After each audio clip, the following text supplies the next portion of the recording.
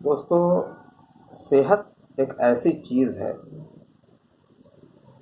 जो जब तक रहती है साथ में हमें उसका अंदाज़ा नहीं लगता है, उसकी कीमत का भी अंदाज़ा नहीं लगता है। लेकिन जैसे ही हम कुछ बिगाड़ पे आते हैं, हमारी सेहत जैसे ही बिगड़ती है और हम चिंता करना शुरू कर देते हैं, उस सेहत को फिर से वापस पाने के लिए पैसे खर्च करना शुरू कर देते हैं। जहाँ लोग सजेस्ट करते हैं वहाँ दौड़ना शुरू करते हैं, कभी इस डॉक्टर के पास, कभी उस डॉक्टर के पास। लेकिन हमारे दिमाग में कभी भी ये बात नहीं आ पाती है कि आखिर ये सेहत बिगड़ी क्यों। और सेहत बिगड़ने का जो कारण है, सबसे पहले तो ये है कि जानकारी हम नहीं रखते हैं कि सेहत बिगड़ती क्यों है, या सेहत को बरकरार रखना किस तरह से चाहिए या फिर कैसे रखा जाता है। ना तो हम इंटरेस्ट लेते हैं सेहत के बारे जानकारी इकट्ठा करने के लिए, और ना ही कभी अपने आप को उस कैटेगरी में ला के खड़ा करते हैं जहाँ से हमें ये समझ में बात आ जाए कि वाकई सेहत की कीमत क्या है, या बिगड़ जाती है सेहत तो उसके बाद क्या होता है। पहले नहीं सोचते हैं, जब हमारी सेहत बिगड़ जाती है तब फिर भाग दौड़ हम मचाते हैं। तो एक बात तो ये है कि सेहत तुरंत ही नहीं बिगड़ती है। इस सेहत को बिगड़ने में एक लंबा प्रोसेस है, लंबा समय लगता है, लेकिन हम गौर नहीं कर पाते हैं। अपने रोज़मर्रा की ज़िंदगी में अपने आप को बिजी रखते हैं, व्यस्त रखते हैं, जिसकी वजह से हम इस चीज़ को जान नहीं पाते हैं। हमारा बॉडी सेल से बना, और सेल को शुद्ध हवा, शुद्ध पानी, शुद्ध भोजन की ज़रूरत होती है। और WHO का कहना है कि आज के टाइम में ना तो खाना में शुद्धता है, ना हवा में, ना पानी में शुद्धता है, बल्कि उसमें केमिकल आ चुका है। तो अब होता क्या है कि जब केमिकल आ चुका है तो हम जो भी खाना खा रहे हैं उसमें केमिकल जा रहा है।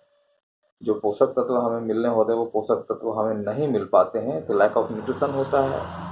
और जब लैक ऑफ न्यूट्रिशन होता है तो पहले हम कमज़ोर होना शुरू होते हैं। हमारे ऑर्गन्स जो अंदर के जितने भी पार्ट्स हैं उनको वो डाइट नहीं मिलता है, तो पहले काम करना वो धीरे धीरे बंद करने लगता है। ये पहला काम होता है। उसके बाद फिर भी हम केयर नहीं करते हैं तो धीरे धीरे जो हमारा ऑर्गन है वो डैमेज होना शुरू होता है। और जब डैमेज होना शुरू होता है तब हम डॉक्टर के पास दौड़ते हैं। उसके बाद डॉक्टर जो है वो जांच पड़ताल करना शुरू करता है, डायग्नोज करता है। और उसके बाद फिर क्या होता है कि वो मेडिसिन पे मेडिसिन लिखना शुरू करते हैं कि आप इसे खाते रहें और बीच बीच में हमारे पास आते रहें। ये आमतौर पे होता है, ये सभी लोग जानते हैं। फिर भी उन्हें ये समझ में नहीं आता है कि आखिर ये बीमारी क्यों हुई, या फिर हमारे ऑर्गन्स जो डैमेज हो रहे हैं वो क्यों हो रहे हैं। सिंपल सा इसका जवाब है कि पोषक तत्व जो चाहिए जिस ऑर्गन को वो नहीं मिलते हैं तो वो ऑर्गन डैमेज होता है, जिसे हम क्रोनिक डिजीज़ का नाम देते हैं। और कभी आप गौर किए होंगे कि कोई भी बीमारी जब एक बार आ जाती है तो वो कभी जाती नहीं, बल्कि मेंटेन करना पड़ता है। उसकी रोकथाम के लिए हम क्या करते हैं कि बस सिर्फ जो दवाइयाँ हमें डॉक्टर लिख दिए होते हैं उस दवाइयों को हम लगातार लेते ही रहते हैं। कभी आपने सुना है कि BP, sugar, thyroid, kidney problem, lungs problem जिसे अस्थमैटिक कहा जाता है, माइग्रेन, या और भी सारी बीमारियां हैं, इनको कभी आप ठीक होते सुने हैं? आपने कभी नहीं सुना होगा, ना ही आप सवाल भी करते हैं डॉक्टर से। तो ना तो हम इसे ठीक होते हुए देखते हैं, ना फ्यूचर में कभी देखेंगे।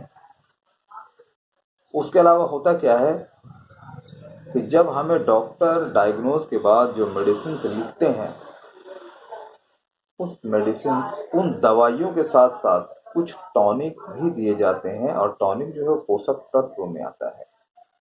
लेकिन आम लोगों की ये धारणा है, चूंकि मानसिकता है हमारे देश की, कि लोग उन्हें भी दवाइयों की ही कैटेगरी में समझ लेते हैं और सोचते हैं कि ये भी काम सिर्फ डॉक्टर का है। इससे ये साबित होता है कि हम एक मरीज बनने के बाद भी पोषक तत्वों को लेना जारी रखते हैं। डॉक्टर ये इस बात को समझते हैं, लेकिन हम आमतौर पे नहीं समझ पाते हैं।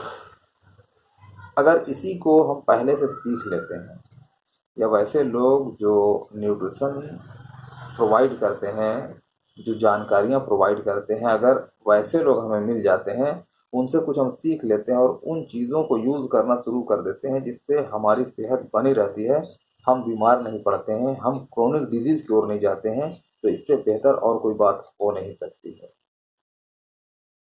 जिस तरह से एक बच्चा को पेट में ही पोषक तत्वों की ज़रूरत होती है। पैदा होने के बाद उसे केयर करना होता है। उसके ग्रोथ के लिए, मेंटल ग्रोथ के लिए, फिजिकल ग्रोथ के लिए हमें पोषक तत्वों की ज़रूरत होती है, बहुत ज़्यादा ज़रूरत होती है। उसी तरह जब एक आदमी बूढ़ा हो जाता है, उसके बाद भी उन्हें पोषक तत्वों की बहुत ज़्यादा ज़रूरत पड़ती है, क्योंकि 40 साल के बाद हमारी नसें कमज़ोर हो जाती है। अब उन नसों को फिर से स्ट्रॉन्ग करने के लिए, उसे वाइट करने के लिए, ताकि ब्लड का सर्कुलेशन उसमें सही तरीके से हो जाए, एल-आर्जिनिन की ज़रूरत पड़ती है। आम आदमी को मालूम नहीं है एल-आर्जिनिन क्या है, वो क्या करता है। प्रोटीन बहुत ज़्यादा चाहिए, क्योंकि उस वक्त मसल्स जो है वो लूज़ हो जाते हैं, प्रोटीन का सोर्स चाहिए।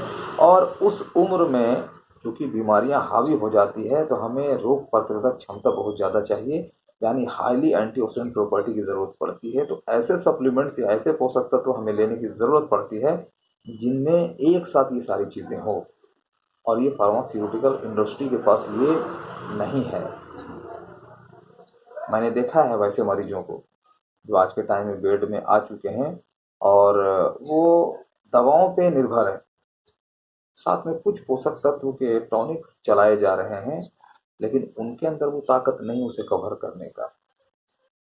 फिर भी लोगों को ये अंदेशा नहीं हो पा रहा है। तो जिस तरह के दौर से हम गुजर रहे हैं, आने वाला दौर और ही भयावह होगा। इसलिए होगा कि आम आदमी